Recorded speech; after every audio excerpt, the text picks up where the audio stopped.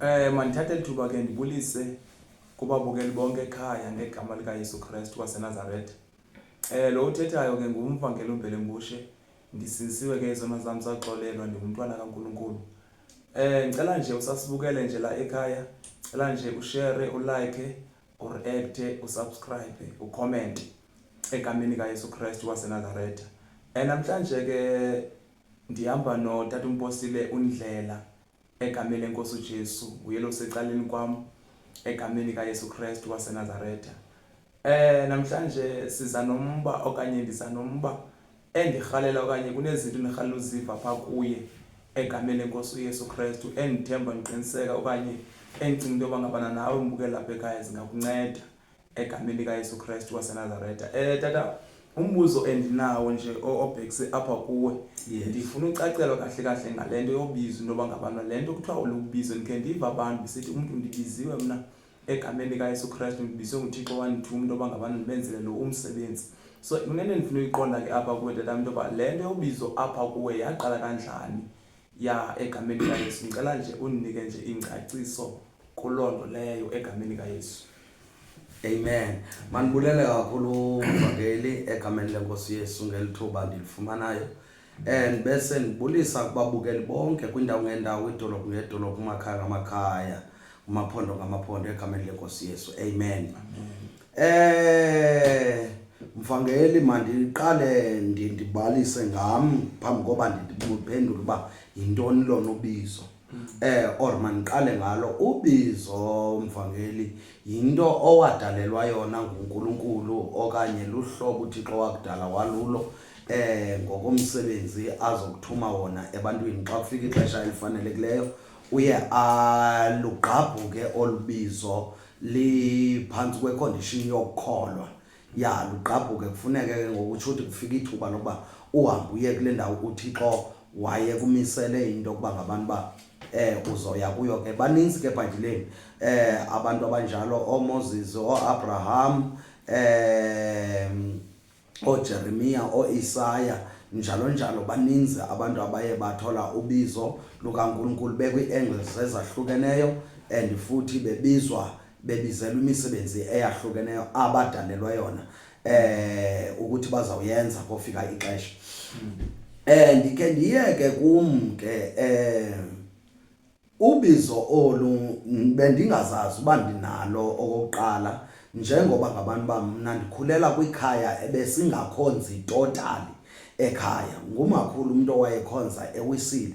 Umakhulu ke kuthiwa bethi sowuzalwa ke ahamba sise phaa eWisile senze laa nto kuthiwa kuphehlelelwa. Kuphehlelelwa ke yilaa nto umfundisi wakhona eza nekomityi afaka amanzi amaqabe umntana apha ke kota nezavezi zokuba ngabantu ba abantwana mabavunyelwe bezwe kuYesu, abesethandazela umntana lowo ke. So kuthiwa yenziwa loo nto, siyazi noba yenziwa nyani ke. Nikhula kwelo khaya linjalo, ikhaya elibomvu, khuliswa ngutata nomama abasaphilayo ke nangoku. Sizelwe ekhaya singabantwana abayi-6, singamadoda amane namantombazana 2. Mna ndingumntwana wesine ekhaya. Ekhayeni ke njengemizi yonke ke siye sathunyelwa ke esikolweni. Okwesibini sakhula njengabantwana bendawo. Sikhulele ezilalini ke zaseDutywa kwindawo ekuthiwa kuseGwadana, kulapho ndizalwa khona ke. Ndikhulele khona, ndafunda khona, nensindiso lena ndiyifumene khona. Njengoba bendikhe ndabalisa kwenye episode engaphambili into ukuthi indaba yokusindiswa ndisindiswe kanjani, ndisindiswe nini. Nantsi ke into eyenzekayo, ndiye ndahamba apha ekukhuleni ke ndangumuntu ohlutshwa yimimoya, kodwa ngendlela endibona ngayo bendingodluli bani, kodwa ibindihlupha ngohlobo lokuthi mna bendingakwazi ukumelana nale nto. Bendinento ezindikhwazayo apha endlebeni, kodwa bendingade ndifikele kule meko yobaleka ndibonwe, kodwa bendizazi mna. Okwesibini, imeko yasekhaya ibikhona ngelo xesha yayimeko yayingihlupha kakhulu njengoba ngabantu ke ndabalisa into ukuthi bendingumuntu ke ongayithandiyo into erongo ngayithandiyo nento embi so lonto lebindiphatha kabuhlungu kakhulu kuhambe kwahamba ke kwafika apha kum ke ngoyinto yokuzibulala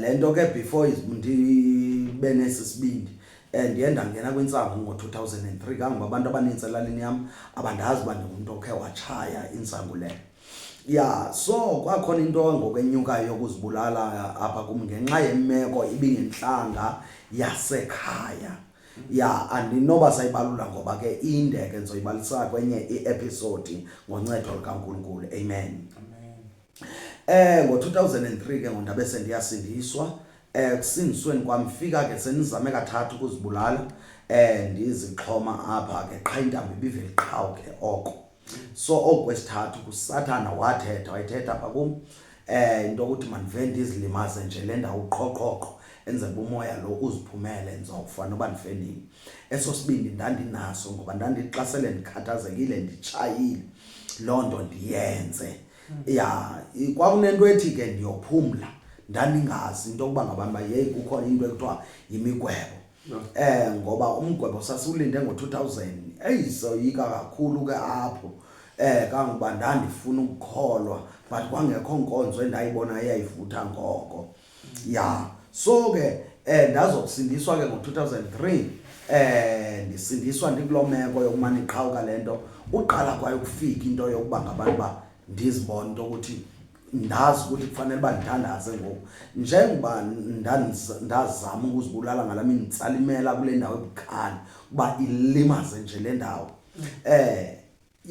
ndave ndafeyinta ndanganoba ndibethwe yinto kodwa ndizange ndive into indibethayo zange ndive into indigilayo kodwa ndavuka sendivuka phantsi so kwave kwacima izibane ndavuka sendivuka phantsi endingazi ukuthi kwenzaka kanjani real ndathi xa ndivuka imeli lapha ecanga kwam ndinamasikizi amangalisayo ke ngoku njengoba bendinesibindi sokuba ngabantu ba ndizayitsala ndilimaze le ndawo ndathi ndoyibona ndayibamba ndayigibisela kude ndanamazwi athi Thixo kudala ndizama ukuzibulala ndifuna uyophumla kuwe kanti kutheni ngoku awuvumi ngam kwaba khona ilizwi elithetha apha kum lithi ungathandazi kum nje so ndabe sendichopha phansi ndihlala ndiqala ndithandaza ukuthandaza kwam ke kwakusithi Thixo ndicela undincede kule meko ndandingathandazi ngalo ekhaya ndandicelela mna ke njengoba secaba ndiyathandaza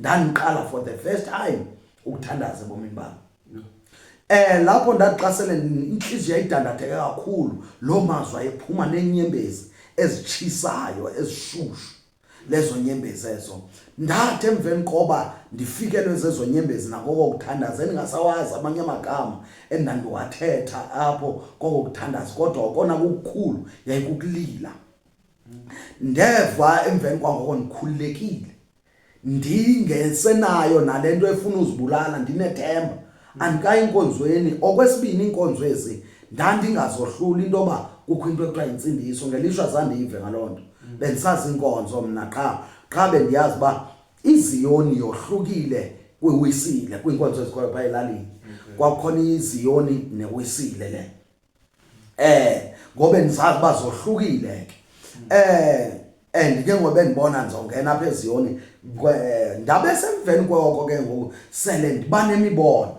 mane ndiba nemibono kwimilambo yangapha ngasekhaya pha ndibona abantu mhlawumbi ngathi kuyafundisa utata ofundisayo opushbackileyo onxibe ezinto ingazi-overallo zoomama laa nto leyana lingathi i-duster coat lena qha ende yona but bangasemlanjeni xa ndibona kuzobhaptizwa nomama bakhona banxiba iiteke ezimhlophe neento ezimhlophe bathwele neqhe ezimhlophe namantombazana akhona nam ndizibone ndipha qha mna andinxibanga ukunxiba utsho ukuthi andinxibanga leyo uniform yam but njengoba kutyhilwa iBhayibhile apha lo tata uyathetha ndandithi xa ndivuka kwelo maphupha ke lalixhaphakile lo phupha ndibone ngenye imini ngathi sentabeni ngenye imini ndibone ngathi kusemlanjeni ngathi kuzobhaptizwa ngenye imini ndibone ngathi kusendlini yenkonzo amen so ndivamile ke ubona lemibono yandandithi ke xa ndibone lemibono ndandiba nokunwaba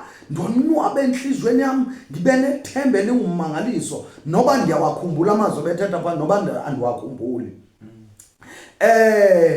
kwahamba ke ngoku kwafika lo nyaka 2003 umpostoli Dlongwana wayemise intente kwilale lapha ngasedolophini eDutywa ndasuka elalini yami ndihamba nomama nabanye abantu sayofika khona pha ndandingazi ke ngensindiso but ngalamini ndiyaphayana ndathi nje nothi ndivuma uba ndizawuya pha ndevokwa konwaba ndidla ngokuva xa ndibone lamaphupha so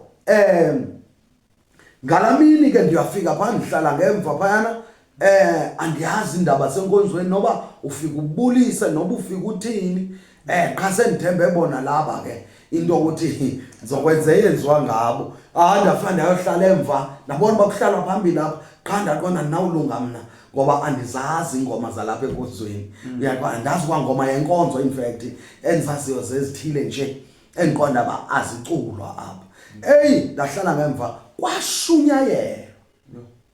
kwashunyayelwa kushunyayelweni mna ndingatsho ndithi mna ndive ndagqibeka kwayindlela nje bonakala ngayo inkonzo ndobona utata khona uklini uayinile ufaka utayi uporishile ngibona omama nabo banithi nabantu abatsha banithi nabafana bakhona banithi nabo ndandojonga mna ngibe apha inantsika lena ijini neteki nesilamba qha ndiyoyanga lento ngoba indlela endiva ngayo yiyona iyandoyisa into yokuba ngabana andinobuyela emva ngento zonxiba ezi hayi ke apho ndithe ufika kwam apho kwashunyayelwa amandla kaThixo ayelapho amandla kaThixo ayelapho ndikuxelela into ukuthi mna ngeli xesha kushunyayelwayo ndeva into engathi ndiyaxobuka ingathi ndisuka ixolo lomthi ingathi benexolo lomthi ingathi ndiyaqhekeka kuhluma ingcwele endlini andazi uba kutheni bona bonke abantu bayaphakama abanye bayawa abanye bayahamba abanye bayabaleka abanye bayakhwaza kakhulu abanye baguqa ngamadolo kukuhla amandla ke ngonjemba ngosendiyazi nam ndeva loo nto uyakhwaza kumpostoli Dlongwana uba thandaza nam ndiyathandaza apha ngithe ndithandaza apho ndavele ndadela amazwi yanga ndiyacothisisa ndavele ndaphela sendithetha into endingayaziyo sele ndilila nam ndizidlikidla kanti sendehlelwe ngumoya kanti le nto ndithetha seyizilwimi for the first time ndingena enkonzweni amen loo nto kwenzeka leyo nto ndaphuma ndinesigqibo uba yiyo le nkonzo yam okay ndingekafiki kuloo ndawo emveni koko ke ngoku kuhle uMongcwele kwabizwa abantu ke ngoku abalixesha lempiliso nelokubeka abantu izandla kwabekwa abantu izandla nam ndime lapha ngemva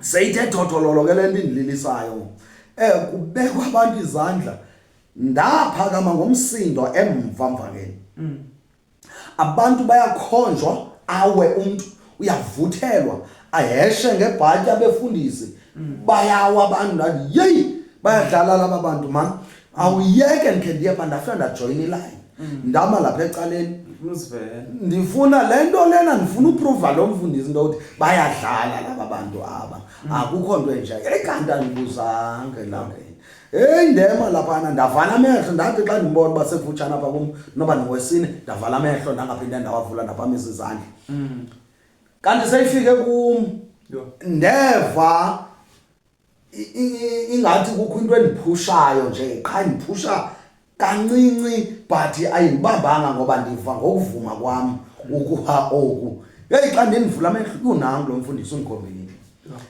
ndabe sendisethuka ke lapho wabe sendibizela igama likaJesu gxadazela ndisithi ndibanjwa phaya wathi mandisondezwa ndikhomba nje kakayi-1 wandiphambisa ndikhomba kayi-1 ndayowa ndathatha isigqibo ndileli phantsi ndathi Nkosi abantu uThixo ukhona nyhani amandla aThixo akhona nyhani bazawuwa kum yabe kuthatha kwam isigqibo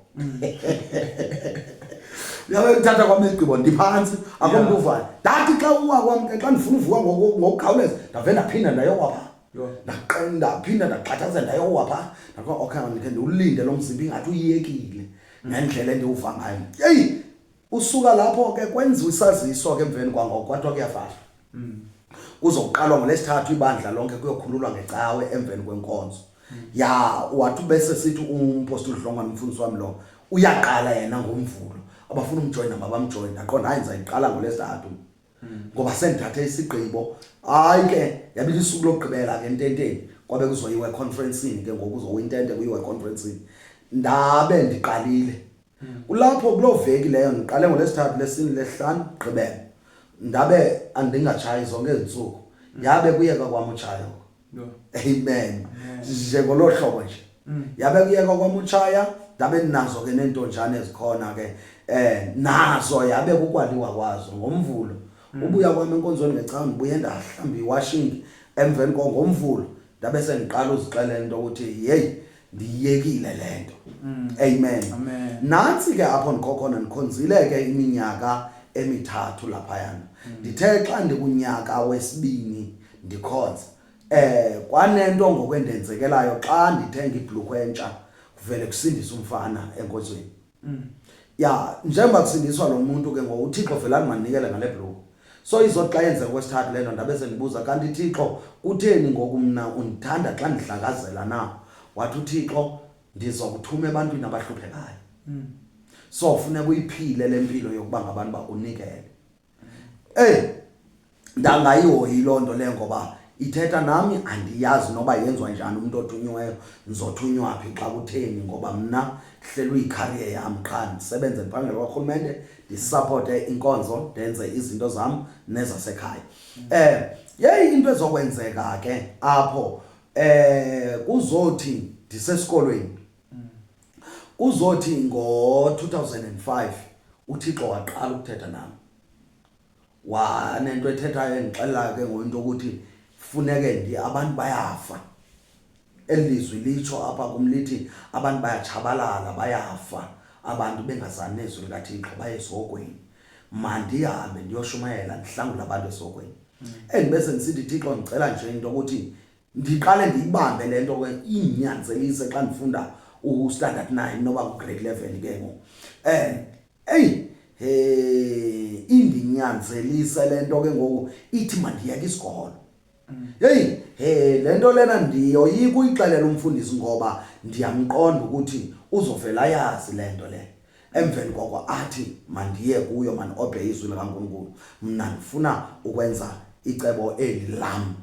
Ya lento lena ndibe sendithetha naye ndiThixo kandincede undiphe nje okothi ndibe no grade 12. Enze into yoba ngaba nizokwazi ukuthetha nakwezinye inhlanga hayi lithule futhi elizwi. Emveni koko lizothi xa sele ndigqibezela ugrade 12 sele kubhala laphinde labuya lathi ungakhohlwa sele ndixelela ke ngoba mandiye eNgcobo naseCofa Imvaba nakwindawo azondibonisa yona so sendisazi ba nguThixo ke luthetha nami. Kunamazwi ke awanika wona ke lo mazwi xa ndandi ekuqambuliseni kwami naye ixesha elide iminyaka lena ngamazwi lapha kwincwadi yabagwebi uchapter 6 uverse 14. Uverse 14 lamazwi ndandingawazi noba khona eBhayibhelini. uThixo wathetha lamazwi kum ndinonyaka wesibini ngikhola. Wathi njengoba uyapha ngoba ndandimisa ubuncinci bami ndothi Thixo andinankosikazi ndimncinci andinamali ndizoya kanjani phanye. Wathetha lamazwi amazwi ayesithi hamba Gideon ngalamandla onawo. Yayiphela nje kanjalo. Xa ngabana ndifunda iBhayibhile ndazodibana nawo ngomnyaka lamazwi ethi wabheka ke uYehova kuye wathi hamba Gideon ngalamandla akho uwasindise esandleni uwasindisa amaSirayeli esandleni samaMidiyani. Lento kum yayithetha isithi hamba Gideon ngalamandla nawo. So ke ngoxa ndifumanisa apha ke hamba ngalamandla onawo uwasindise amaSirayeli kumaMidiyani. Ya utsho ukuthi xa ngabani uThixo ethuma umuntu kunabantu ekufanele babasindiswa ngawe. So labo bantu ngamaSirayeli. ya so lento ke ngokuyazonixaka ndave ndazoyixelela umfundisi ndothi kunalento enje sele ke ngoku ndi applyile euniversity and futhi sendithathiwe and nasekhaya sendeyiza ngemali ye-registration lapho yazoxaka khona kakhulu ke ngoku indenzela ingozi ithetha nami ayisavumi noba nditye ndandithi xa ndibamba ukutya ndizotya ithethe ithi wena uyatya abantu bam bayafa baye esogweni abayokusinda ndimbuze Thixo ingaba ndimkhulu na okanye ndibalekile abekho abafundi kulanda wathi abekho kodwa laba bantu ndithetha ngabo ndibamisele wena ndikhombe na umfundisi utheni ungathumba umfundisi andiphendule lula into ukuthi naye uselibizweni lakhe lento lena yaba into ebhlungu kakhulu kodwa egqibeleni ndaphela ndivuma ndingazi nasekhaya ukuthi ndizothetha ndithini kodwa ndaphela ndiyile ekhayeni ndababuyisela imali yabo emveni koko ndabaxele seyindikhombisa ke ngoku ithetha ngengcobo nencofa imvaba nendawo ezonikhombisa zona for the first time ndiphuma edutywa ndihamba ngale ndlela yengcobo ndandisiya for the first time xa ndithi for the first time zandayihamba oko ndazana so ndandiyibona idirection yoba le ndlela le iyaphi engcobo ya ndihamba kunelizwe lalithetha apha phambi kwam lithetha apha phezulu elizwe lalinixelela yonke into njengoba ndahamba ndayofika engcobo xa ndifika engcobo landixelela uba mandize ngapha ngasenantsikeni ngakwase-40 so xa ndifika ngakwatsho ndivele ebhodini landixelela uba mandiqale kulala ekuthiwa kusengojini lithetha nam liyanikhombisa ndiyazi uba ingojini lithi qala kulalali xa ndifika engojini ndifika xa kukho iziyunguma ba iambulance ngeke ingabikho ngoba kuba kulima bhubhanga mntu ulimala kakhulu lo mntu lo okanye abo bantu kamba kukhona isigameko apho kwade kwabhubha abantu abayi4 ngobusuku obuyi-1 belimazana phayana kwimpi eyayikhona so ndaqala apho ke ndifika andazi mntu apho ndifika nakhona ndikhangela emizini andingeni ndiyaqala for the first time into yokuba ngabantu ba ndiyofuna indawo ndathi xa ndidlula komnye umzi wathi uThixo mandingene kulo mzi kanti kwamam noBhejile xa ndifika apho ndangena ndafika kukhona umama abathwele iqenge enkulu onqinqa apha ebhedini ndamxelela into ukuthi ndingumntu osuka ngapha edutywa ndidunywe nguThixo kule lali ndikhangela indawo yohlala neyokukhonzela laa mama wave wafowunela umfundisi wakhe umfundisi uQhaka kanti umfundisi uQhaka uhlala edolophini engcobo ufuna umuntu ozohlala phaa kwakhe mna engqondweni yam ndinento endizofikela emzini so andinakutya andinamali andinaneyojika ndiphethe ibhegi yam nenempahla neentawuli zam nenatsika nebhayibhile yam so xa ndisithi lo mzini siwa kuwo lo ndizohlala ndodwa ndithe ndisahlala kanjalo ndodwa ngelakhi kwakhona umfana osuka kwezilali zasengcobo ozofunda kwesasikolo sabe sihlala sobabili ngoku into inqambuzana enzima yona andaziwa mntu andazi bantu kuba ndizobaqala ngapha abantu bandibizele beza apha ke ngondibashumayeza but ndaqhubeka ndivuka ndahlamba ndashumayeza abantu ndabe ndifumene indawo ke kanjalo ndabe ndisendishumayeza abantu ndingena udor to door ndithandazela abantu kwazothi uziqale uqondwe loo nto leyo kuloo lali ekuthiwa kusengojini kwaphiliswa umuntu owayenamathambo wayesekhutshwa esibhedlele enamathambo eselekhala engabantu bengabambeka engasatyi engasathethi waphiliswa phuncu lo mama engumuntu omdala so yaqala uqondwa yaqala into kaNkulunkulu khonzeke nabantu abatsha for 6 months umnikelo uyi4.50 every day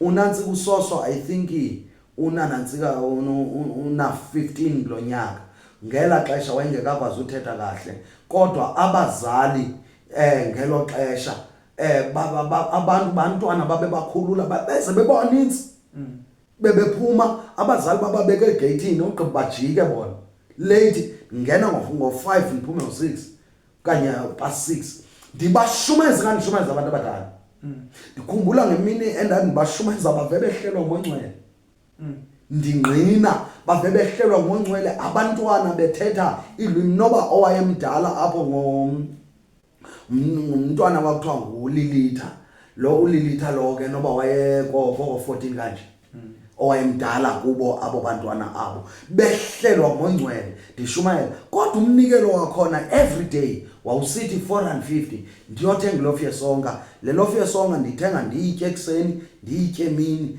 emveni koko ndishiye eyalate, ndibuya nala 450 phinde ndiyothenga enye every day for 6 months nditya isonka. uNkulunkulu ke endinceda ngabo bantwana kakhulu. uJehova endinceda nje ndifumane nesephu, umamqhaga endixhasa ke kuloo ndawo yesephu. Ngenye imini athumele nerice, ikhona irice ewayishwayo kwaSparks Bar, rice neswekile. Ethi ndiyakucingela mntu kaThixo ngoba uyafasta. Ngabe ngifasta ngempela. Ngifasta ngempela ningadlali 7 days ayinto encane. Every month ndandifasta 7 days. So ndithetha into ethi ke lafika kanjalo ubizo likaNkulunkulu kum. Ndabe ndiqalile ke nokuya ke ngokulo, ndabe ke ngo2009 sele ndithanjiswa ke ngoenkonjweni into yokuba ngabantu bandiye full time emsebenzini kaThixo. Ndabe sendiqala khona ke ngoku apha ke ngoku. Ndiqhubeka ndishumayela uJehova, ndimbonile esenza into ezinkulu ezingqinela ngendlela engummangaliso. Ndike ndeva abantu bethetha besithi ke umuntu oyeka umsebenzi ethu ubiziwe, lo muntu lowo wonqena ukusebenza bayaphosisa, abalazi ubizo, bathole lo mngxeko wale mihla, bakhonza ngobucawe, bakhonza imali nobutyebi abo bantu. Into othunywe nguThixo, uThixo uthi xhomekeka kum. Amen. Xa sele ekubizile uThixo wakuthuma. So lonto ke ndiyazi kum leyo, and ndimbonile uNkulunkulu etshintsha impilo yami ngendlela engummangaliso. Amen. Amen. Yo. Sila ngathi Nkosi yami, masibulele tena kakhulu ngalamazwi. Amen. Uzala wona namhlanje. Kuye kuthi iqwenge nangowapi engqondweni yami. Kunento endiya ndiyifunda the more uthetha egameni lika Yesu Kristu waseNazaretha. Andiyazi noma ungaqhubeka na tata mna mhlamba isekhona enye into ebekekayo. Okay. Amvangeli enye into endinoyithetha, ndaqala mina ukushumayela ndingena nkosikazi, ndingenayo kwanto. uThixo ke wayethethile wathi ndingaphathi mphako, ndingaphathi into sandlela, which is ilenye ilizwe wayelithethile kumo wayigqinisisile nali apha kuMateyu sithi singamnaxhala masifunde kwintaka zezulu. uThixo uyazondla, uThixo uyazondla. Ndeza ndithembe leyo nto, ndingazi mntu, ndingazi nento ukuba ngabantu baxa ethetha loo nto uThixo angasebenzisa abani. So ndibone uNkulunkulu ke endinceda ngoba nditshatile, futhi ndatshata umtshato omhlophe, ndatshata futhi umtshato wawunqwenela ndim andiwukrokreli. Tshata umtshato omhlophe and futhi wawumkhulu ngendlela emangalisayo umtshato wami, ndandingawulindelanga. And phakuwo kukho nabantu endingabaziyo ekucaba bayazi bona ngam, nandibazi. Abanye bazi unkosikazi, naye abanye akabazi, nama ndibazi ababeyela phayana kulo mtshato lowo. uNkulunkulu ndimbonile ke endinceda kulo mtshato lowo. Abantu abaninzi ndidla ngova into yokuba ngabantu bashiyeka ematyaleni amakhulu xa betshatile. Mna sashiyeka singenalo nelesendi ityala. uThixo echukumisa abantu abanye bengazi nokwazi into yokuba ngabana ndiyatshata. So yonke into nezoxhela nje yonke into. So uThixo wasinceda kangangoba ngabantu sijabulile ke emtshatweni wethu, nabantwana bayi4 bayafunda bonke. Bayafunda bonke. Okwesibini ke abazalwane uThixo wabaveza iminyaka le kunabantu abasindiswayo, nabancedakalayo, nabaphiliswayo, nabakhitshwa amadimoni nguNkulunkulu esebenzisa mina. Ndabona lento endandiyibona ngelaxesha nendandiyoyika, ndayibona into ukuthi uThixo uyahamba nomuntu. Lonto njengoba ndihlela apha ndithetha nawe nje, uThixo uyahamba nomuntu, futhi uhamba nomuntu wendandafika elibizweni ndisingile, ndihlala ndodwa, kukho zonke iintlobo zeentombi nabantu besifazane. enye into emgcinayo umuntu elibizweni kukunyaniseka kuwe kuqala uyiphile impilo engcwele uyabona ke leyo impilo engcwele leyo ke iyamgcina ke umuntu and lonto igcina ubuthixo phakathi kwakho uyibone indlela oyihambayo kaThixo ndibone ke uThixo esenza imimangaliso andikhuphisani namuntu ke ngoba ndihamba ngamandla endinawo andikhuphisani nebandla endisuka kulo ndakhululwa ke khona xa kufika ixesha elifanelekileyo uThixo wathi mandicele khona esendinikeze umbono uThixo ekufanele bandiyenze nabahlobo labantu kufanele bandilifuse andizungena ke kuloo ndawo kakhulu namhlanje so ndakhululwa ke into ukuthi ndenze umsebenzi kaNkulunkulu ngokukhululeka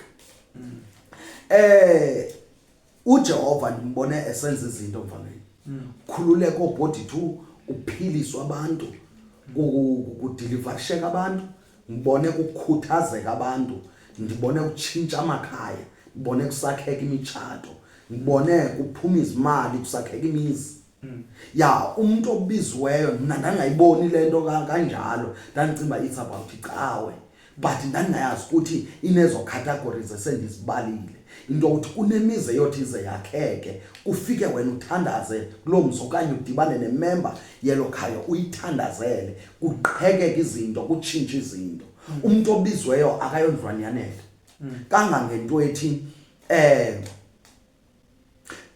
umuntu obizweyo uyadeserve ukuxhaswa ngabantu abancedakele kuye phofu injalo ke imethod kaNkulunkulu uThixo kwenza usiza abantu ngalento akunike yona so nabo babuya babulele abantu uyayiva lento now uJehova ke nimbone esenza ezo zinto usaqhubekeka ya usaqhubekeka ezenza ezo zinto kube khona nezinto eziqale ukubonwa kumpha ekhaya nyana ukucacisa ke ngento ukuthi lo muntu uhamba noThixo futhi umuntu ohamba noThixo awubizelwanga kwinto ezinormal wenza izinto ezingenzekiyo pha ekhaya ndim umuntu oqala uchata nelokho emhlophe ya okwesibini ndiumuntu oqala ukoluka ngenkonzo ekhaya so yesibini leyo okwesithathu ndingumuntu oqala ukuba ngumfundisi osindisiweyo obizweyo wathunywa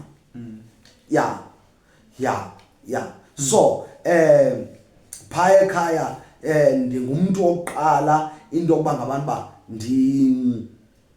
ndishumayele ezizweni kamba wathi omnye udadewethu okhonza African gospel ngexesha ndanditshatiswa ke ngumuntu omhlophe uPastor Makhasi so wathi xa ngabana siphuma siyofota wanihaka udadewethu wathi mntakwethu igama lakwaNdlela uliphakamisile ezizweni kangangoba ifani yakwaNdlela yaziwa kakhulu ngoku ngenxa yami bakhona nabaziwayo ke ngabantu abangakholwayo andisho uba abekho bakhona kodwa ukuphakama kwayo ngoqala ekhaya uyothetha eradioweni ngoqala pha ekhaya uyothetha eTV sendisuka kwaTBN 2 times kwinkqubo kaTata uNkonjwa sisengumfundi eJS Kenjana eDuthu umuntu oqala unokungena eTV pha kulandlu kaTata ndingumuntu oqala ukunyathela euniversity ndingene pha eMasangweni euniversity uyazibala so ndibheka phambili phaya ekhaya ndingumuntu oqala ukhwela ibhaloni lento lena yinatsika lena kuthiwa into le aeroplane so zininzi ezizinto ezizinto zokuqala so noba ke ngokuthiwa kwamagqirha ntontoni pha emanzothweni akhoyo kulonke kwezo ndawo kodwa wophilisa ngobeka isandla ndingumuntu oqala amen so zininzi izinto ezibonakala ngolohlobo and futhi ke impilo engcwele iboniwe pha ekhaya ndiyaziwa into ukuthi into edibene nezinyanya mna andikho mna nomfazi wami nabantwana bami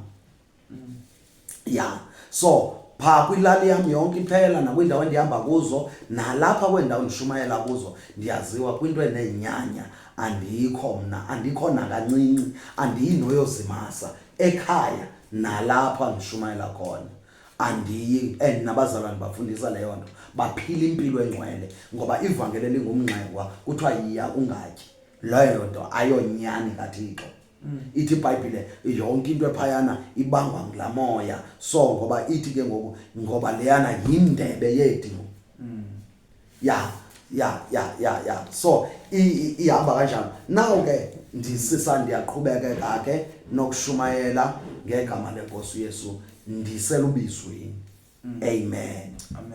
amen ndiyakuva tata kunombuzo nje umncinci ndirhalela nje uva nje before sishwangathele alright ngela xesha tatam ubizwayo uThixo ifamily yakho mosuzalwa ngabantu abangakholwa abangasindiswanga yes abangayaziyo lento xa ngabana uyiaggressa kuba into bangabana man kunalento indifikelayo indithuma into bangabana manje yokwenza lo msebenzi ndiyaqonda ukuthi ngela xesha bebengayibelieve lento and ngoso ubalisa ke ngoapha ndiyafumanisa into bangabana uthi uye wambona nawo uThixo enceda abantu bencedakala besizakala abantu and kwanezinto uThixo azivezayo kuwo ezingqina lento uthi uThixo ukuthume kuyo ndirhalela ukwazi ke after bayibona into bangabana manje inyani lento inesandla sikaThixo senziba imo yabo iye yanjani even kuba inyani lento wayeyithetha kubo ngela xesha bengayikholwa ngoku sebeyibona ke ngoku ndirhalela uvimuthi yabo into bangabana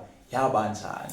Okay, ngicela uqala kule ndawo mfameli indaba yokusindiswa kwami yavele yangummangaliso kubo kangangoba njengoba ndisindiswa kufuneka ndiye entabeni ndiyokoluka ngalo maxesha lawo so ke ngondithi ke ngomna owami umgidi andifuni utywala andifuni nokuthi ndisiwe egqirheni andifuni nokuthi bekhona ibhokwe ezibhokwe ezicaba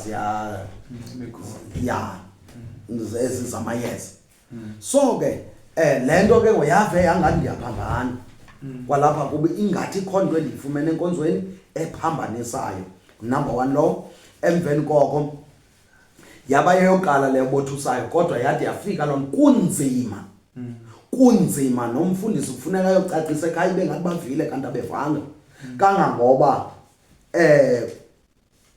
kwaba khona abantu abangekhoyo emgidini wami ngoba wawungenatywala wawungenabhokwe umgidi wami so kwakutya ukutya kushunyelwa izwi likaThixo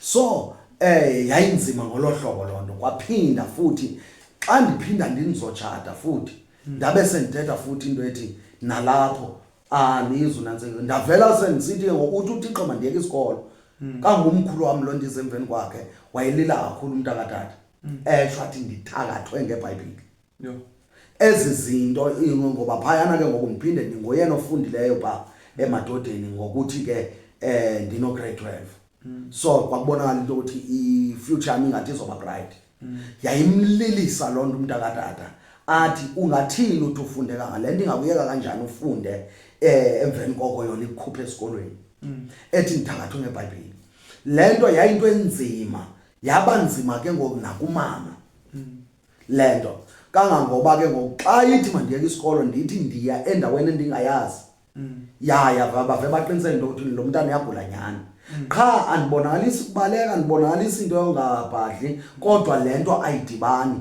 inzima utatamo ondizalayo ngemini endandihamba ndisiye elubizweni nami ndingazazi ndingayazi nendawo endiya kuyo kodwa ke mna into eyayindandingoyiki ngoba kunelizwe lalithetha apha phambi kwam lindixelele khwela kweziye ndaweni ethile khwela kwelicala elithile so loo nto leyo ke uThixo wayehamba nami ngemini ndacela ukuthandaza ndabuzwa kuba ukhona umuntu endimaziyo ndathi andiyakho umuntu endimaziyo ndacela ukuthandaza utatam for the first time uqala kwami umbone ethandaza wayethandaza utatam ethandazela mna ukuthi uThixo makahambe nami utata elili inyembezi utata ngumuntu obomvu walila xa siphuma egeyithini wandiphathisa ibhege xa siphuma endlini nomama walila nabantwana basekhaya bephambi kwendlu bandilandela umama wema nabo ecaleni kwendlu ndaye egeyithini ndihamba notata xa ndifika egeyithini utata wandibamba ngesandla waphinde walila so nam ndihamba nje ndiyalila nabo ndibashiya bayalila bandijongile ndiyezimotweni ezihayikhayo ezizonto eziye endisedutyho ndizophuma ke ndiye kule ndawo uThixo mandiye kuyo so khange ibe into elula kwafika ke izoqala kube bhetele ngelixesha izokuthembeka kutata ngoku nditshatayo. Ngoku nditshatayo ndiza nabazalwane ke ngokuba notata abadala abangangayo utata abathi tata kum. Ukhona utata wathetha wathi ke lo tata ke ngutata am undizele ngelizwe etsho mna. Utata wathi ndandingayiqondi le nto. Utheni le nto mntaneni ongaka usithi tata? Wathi undizele ngelizwi ngoku. Ufike ndikwimeko enzima wandikhulula. Nina anizelanga mntwana, nizele isithunywa sikaThixo. Utsho lo tata. Yaqala ukuqondakala kutata. Umama ke ngoyena ke beyayiqonda loo nto leyo ngoba uyayazi loo nto kumfundisi wethu ukubizwa. Kodwa yayibuhlungu kuye kuba ngabaningi umntanakhe zange ayicinge loo nto. Ya, so ndizama into uthi ke uzotsho ngoku ke yaqondakala kangangoba kuneenkonzo endiziqhubileyo kunemvuselelo utata naye sekhe wamkela uYesu apha kum. Nabantu abaninzi naselalini yam misimvuselelo nisithini so kusenzeka ngoku iyaqondakala bakhululeka. Ngoku kunabaninzi abezemveni kwam nabo abafikelele kubizweni. So bave bachamuza ke ngoemveni kwam and onofika athi usinisiwe enze izinto ezenziwayo umuntu osinisiweyo uvela hlazeke. Ya, kodwa ngethamsanqa into ukuthi bonke basenza kakuhle kangangento ethi liyakhuphuka elalini yami ngoku inani labantu abasindiswa so loo nto leyo yaba yavula indlela kangoba nam ndenza sure into ndisuka apha ndiye pha ndiyoba khona ndiyoyifakazela ngoba abo bantu ngamawethu njengoba siphume kwiifemeli zethu sikwifemeli yakwaKristu. Fane into yalo mzalwane loyo iyothi zizilunge nathi sibe khona izinyaswe sithi amen. So kuhle kumnandi kunjalo uThixo uyasebenza macala. Enye into wayithethayo uThixo wathi the more mna ndibheka phambili nokushumayela is the more azoye yena esondela ekhaya. Yasekhona nabantu ke abamkela uYesu napha endlini ekhaya. Ya, loo nto ke noba sinswe ke ngendlela esinswe ngokwezilingwe sinazo ngoba abanye ngabendi abanye ngabantwana. So kodwa ndikhe ndasikelela ke enkonzweni kaMongcwele ibilapho ngoMeyi kulo nyaka kuphelileyo abantu baphaya kwandlela bebodwa bebeyi-21. Ya. Nambekhulu. So loo nto indisikelele kakhulu. Amen. Amen. Ya, ubizo luyasebenza lukhona. Basekhona futhi abantu ababizweyo. Yes. Amen. Tata ngicinga wasishwa ngathele. Amen. Sishwa ngathele tata. Amen. Mbukele ekhaya usabukele egameni lenkosi Yesu Kristu waseNazaretha. Ngicela siyivale kwanamhlanje. Sizawuphinda sibuye inkosi ivuma. Ngicela usilandele ke ku Facebook. Mina ndiyafumaneka ku Facebook. Usearcha nje pha uM Thandile Fako. Ndiyafumaneka egameni likaYesu. Na WhatsApp ke ndinaye ndiyafumaneka kule number 063 061 2107 egameni likaYesu. Amen. Amen. Nami ke ndiyafumaneka ku Facebook, ndiyafumaneka ku YouTube, ndiyafumaneka na ku WhatsApp, ndiyafumaneka na ku TikTok. Ku WhatsApp ndiyafumaneka ku 0655 774532. Ku TikTok ndingu Reverend Ndlela, na ku Facebook Reverend Ndlela. Ubetha nje ufollow pha ku Facebook. Sele kufuneka nje upress follow egameni lenkosi Yesu Reverend Ndlela. Ku YouTube ndingulwandile Ndlela the Apostle. Ndiyacela lapho usubscribe, ndiyacela ulike, ndiyacela usharishe egameni lenkosi Yesu. Siyabulela ukuba nani. God bless you. Ningasupporta nosupporta ke bathandekayo. Siyayidinga kakhulu iminikelo yenu ukuze siqhubeke sivele kulamaqonga onke. Sidinga idatha, sidinga nokuthi izinto zenzeke nje ngendlela esemgangathweni.